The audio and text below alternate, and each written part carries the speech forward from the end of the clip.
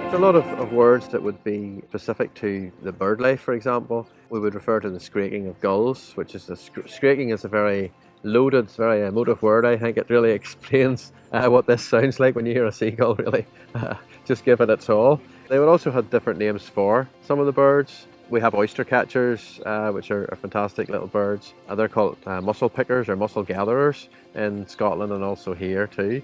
Cormorants were a big part of, particularly people who were invested in fishing. Cormorants are not a good sign. If you have cormorants, then they're going to catch the fish, and fishermen aren't usually. So they referred to them as Wully Dookers, which presumably relates to the fact that they dive, they go considerable distance and dive into the water. They are amazing birds, very intelligent birds. So a very strong community that was shaped by the sea in many different ways.